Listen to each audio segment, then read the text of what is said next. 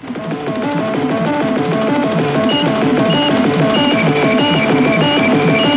is NBC Nightly News, Wednesday, April 20th, with John Chancellor and David Brinkley reporting from the NBC News Center in New York.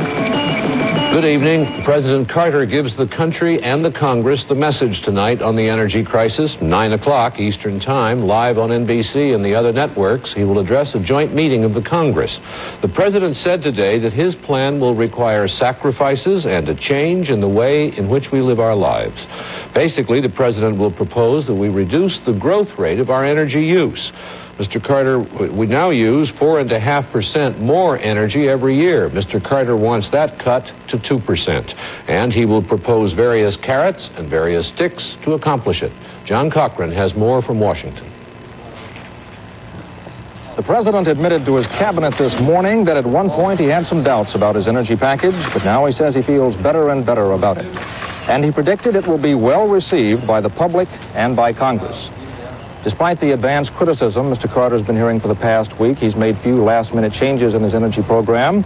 He still wants a tax on new cars, which get fewer than 18 miles a gallon, and he still wants to offer a rebate to those of us who buy small cars.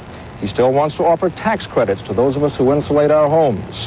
He still wants a standby gasoline tax, which could take effect as early as 1979. But he wants new taxes on oil, and that could raise gasoline prices next year. He decided this week that he will put nearly all of that money back into the economy by dividing it up equally among all of us and then sending it out to us in the form of income tax rebates. John Chancellor in New York, what about people who use their cars for business or people who have to drive long distances to get to their jobs? Will they get special breaks? They will not, John. Everybody will get just about the same thing, and it could amount to, say, $25 next year. Let's say you live in New York and ride the subway and never drive a car, you'll still get that rebate. Let's say you live 30 miles outside of Little Rock and you have to drive into Little Rock every day to work, you'll still get the same $25 or whatever it turns out to be. John, if they take tax away from you when you buy gas and then give it back to you at the end of the year, what have they accomplished? Well, you're still going to get the same amount of the rebate whether you drive a lot or not. Therefore, if you don't drive so much, you'll make more of a profit. If you use up more gasoline and pay bigger taxes than the amount of the rebate, you'll lose money. Okay. Catherine Mackin is standing by at the Capitol. She has been talking to members of Congress during the day, getting their reactions. Catherine, what have you heard from them? Well, David, the most important missing ingredient as we talk tonight, of course, is any kind of public reaction. And as you know, Congress will go as the public goes on things that affect the pocketbook. And, of course, this energy program will. But right now, I think we can say that the gasoline tax is in a bit of trouble here. It didn't fly last year, and it looks like it's in trouble again because people here say that it really doesn't conserve on the use of gasoline until gasoline gets to cost $1 a gallon or even more. And what the president is proposing wouldn't get it that high. Also, there seems to be a lot of support up here for taxing the gas guzzlers, the big automobiles, and a lot of support for the business of insulating homes and getting rebates for that. Cassie, John Cochran just told us, you may have heard that the president's plan is to put money, this extra money that they raise, back into the economy by dividing it equally among us, car owners and non-car owners, and sending it out in the form of rebates. But is there talk up there about using these billions of dollars to balance the budget? Well, I heard that little line came in my direction this day during the course of talking to people. But what I heard was that the tax that would come off of raising the price of oil to world prices and raising the price of gas, that tax would go into general revenues, and there's some suspicion up here that maybe some of this money, which will amount to billions over the years, would be used to help balance the budget. Catherine, thank you. And John Cochran, thanks very much. Other news coming up. With winter over, the temperatures are up, and so is the economy. Tuna canners out of work. Our special this evening, a chemical some people insist will cure cancer, though Washington officials say it will not. Nixon's tapes, New Hampshire's license tags, Chicago's mayor, and a Coca-Cola airlift. Take a look at someone who takes Geritol. The toughest part of my day is from 7 a.m. to 7 p.m. You see, after I get up and fix breakfast and get Christopher off to school, it's off to my job and I'm on the go till after dinner.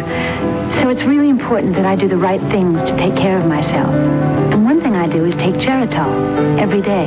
Geritol, to make sure you get enough iron and some very important vitamins. Take a look at what Geritol can do for you. Geritol every day. For a party or a snack, in a mousse or in a pack, making omelets for the gang, in a salad or meringue, for a treat right after play, in an elegant souffle, the incredible edible egg. If you know 100 different ways to prepare eggs, you don't know the half of it. Eggs are versatile, economical, highest quality protein. Don't run out. The incredible edible egg. The American economy came out of the bitter winter with few aches and pains, growing rapidly.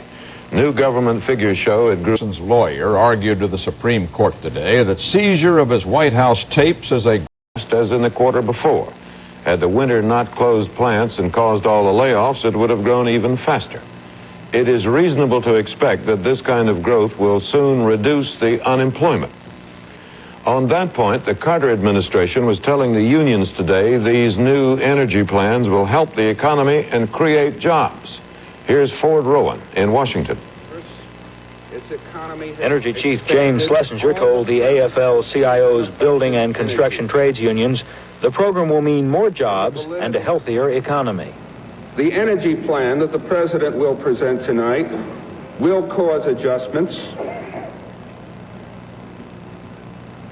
but it will cause some changes that are beneficial as well as some changes which are not beneficial.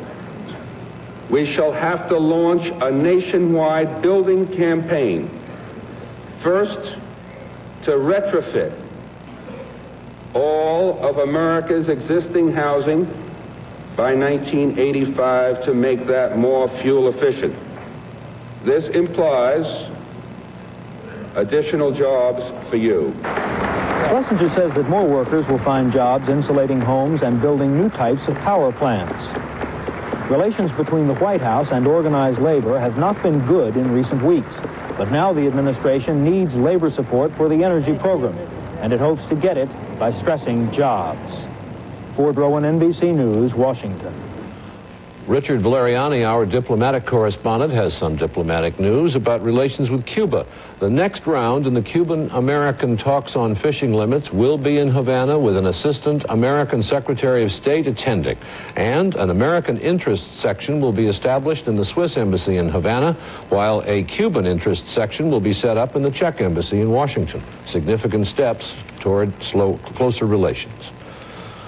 There is growing trouble in the tuna business. Tuna fishermen say they are crippled by new regulations designed to protect porpoises they catch in their nets. The porpoises, mammals, often swim with tuna. When the tuna are netted, the porpoises are caught in the nets and drowned. So many fishermen aren't fishing, and that is having an effect on the people who put the tuna in the cans. Ray Cullen reports from San Diego. The Van Camp Seafood Company plant here is capable of processing and canning 500 tons of fish a day. However, all its employees have been placed on a 4-day work week because of the shortage of raw tuna. Plans to hire 900 additional workers have been dropped. About 1,000 people at the company's plant in the Los Angeles area have been laid off and the plant closed. An additional 1,500 workers in Puerto Rico will be laid off Friday. The problem in the tuna industry has been caused by new regulations designed to protect porpoises, which are often caught in tuna nets. A spokesman for Van Camp says the federal regulations are far too restrictive. The law itself is not necessary. This is supported by numbers issued by the government which indicate that there really is no depletion of the species, and this stand has been supported by the administrative law judge in Washington, D.C.